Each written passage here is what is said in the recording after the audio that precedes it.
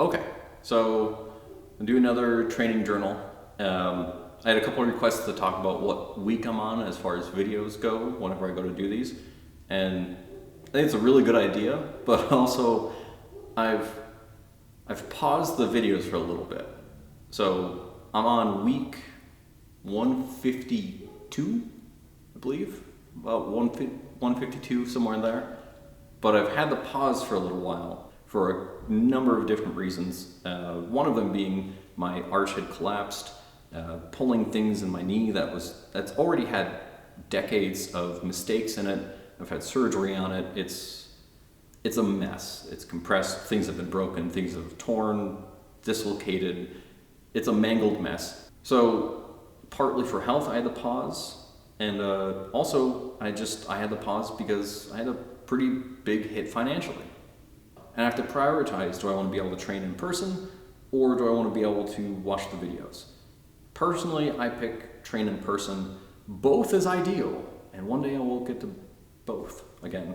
And it's going to be really, really nice. Before we get too much farther into it, I do want to say, just as my typical PSA, these are just my personal experiences with training this style. So this is not training advice for anybody. This isn't follow what I'm doing and you'll feel these things too. This is what the training has done for me personally. I'm not going off of what other people tell me it will do or does do, or this is just things I notice. That's really it. I took another, I don't want to say approach, but a more aggressive approach to fixing my arch in my left foot, to realigning my knee, because I thought I was on kind of a good path, and I think it was good. It was just maybe a little slow, and I didn't realize that some of the habits were still there. I was doing standing. A friend of mine who's also training in HME took a picture of my stance and zoomed in on my feet, and my left foot was doing that. It just a little bit, but it was. And so I wanted to go recreate the stance, and sure enough, when I really poked and prodded, I could feel it. And then I pushed for better alignment, and I couldn't feel as much in that part of my foot. Putting weight there, yeah, but it felt blind. Yeah. So what I've been doing over the last little while, especially in the last couple days, is anytime I'm standing on my feet, I have to purposefully shoot for the best possible alignment through that foot. Even if I can't quite feel all of it, I'm shooting for the best possible alignment in it. Meaning that the arch is getting very sore, the ankle is getting really tired, things are working really hard. However, the alignment is matching my right side, and that's good, because my right arch is actually looking like an arch nowadays, and that's really exciting. So I'm hoping that my left side will continue to pull up away from the floor and realign as things just continue to get better. So that's really exciting. It's changing the way I move. Now, the other thing I wanted to talk about was things with my shoulders. And I wanted to show you guys something that I found out I could do a little while ago by accident. I was teaching class one day, and we were going through these locks that we have. We have 5 of them.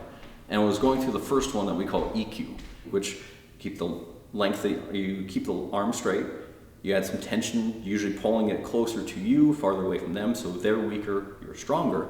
You want to keep the elbow relatively straight, wrist relatively straight unless you want to make it painful. You can always make these painful, but you don't really have to. So then you rotate the arm, and when you know the lock is in place, is when the arm rotates so much up to the shoulder that shoulder comes forward, chest comes forward, and starts to go down. You can also lift up this way, you can lengthen it, you can go in the takedowns, you can go for the elbow. There's a lot of options that you can do from here. But a student had me like this, and what I realized is, we had talked about, like different tricks that you can do to try and get out of it. If somebody's holding you like that, which is kind of uncommon, they're probably just gonna snap and move on. But it's a fun little exercise, a fun little drill to see if you know your own body mechanics. That's all it is. So without even really thinking about it, I thought, boy, my shoulder is uncomfortable. I'm gonna make it comfortable. And I realized I had control of my shoulder back. And I could then do the same to my elbow. Then I could do the same to my hand and my wrist. And in doing that, I freed up my arm, and they lost grip, and they lost control of my arm. And I took back control of my arm. And it was very, very strange. I got a clip for you of me doing it just a little bit ago, just to kind of demonstrate that. I'm not doing this to prove that Tai Chi is real. Look at this one weird example and here's the definitive. That's not it. That's not what I'm trying to do. All I'm trying to do is show you, here's me trying to muscle out of it when I'm not particularly huge, you know? And when I'm out extended and somebody has me using their waist and putting pressure and staying over top of it and just solid grip, can I muscle out of it? Maybe, we'll find out. But not that effectively. And you'll see the difference. Versus then I relax, I release. And it's the difference is night and day. So the way we're using EQ is to isolate the shoulder and to bring it forward.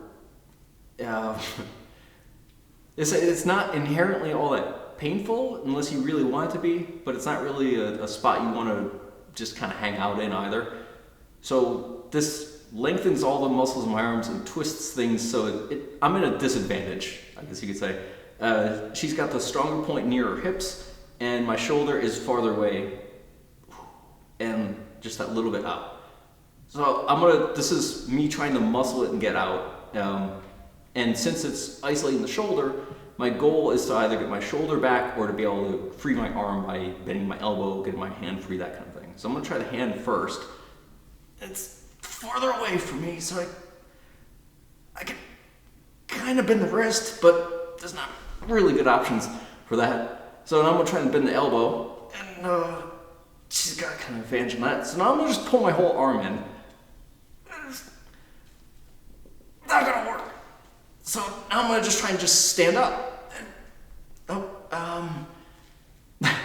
if I kind of go, I'm at a pretty big disadvantage. So, this is the neat little thing that Song is really kind of showing me is just taking that comfort in that spot. So since it's isolating the shoulder, if I can get the shoulder back by just being comfortable with it, I can get the elbow back, and I can get the hand back. And it doesn't feel amazing to come out of it, but it works. So, that's EQ. Thank you. You're welcome. Wouldn't you know it? I got a Patreon supporter. It's really, really cool. Jamie, thank you very much. That's fantastic. I feel privileged to have anyone that's wanting to support me for something like this. It's exciting. And also, it gives me an excuse. It lets me put a little more time and energy towards doing these. Which then also gives me an excuse to do the training more often than I would normally do. And so to anyone that wants to support me that way, I got the Patreon linked. If you just want to watch the videos, awesome. I see so many cool comments. I get messages from people. This is fantastic. So I'm gonna keep going. I'm gonna expand these a good bit, and I'm gonna keep training. So thank you again, everybody. I don't know how to close these. Hey, Pupper. Hi. Yes. Hello. Yes. Want to say hi?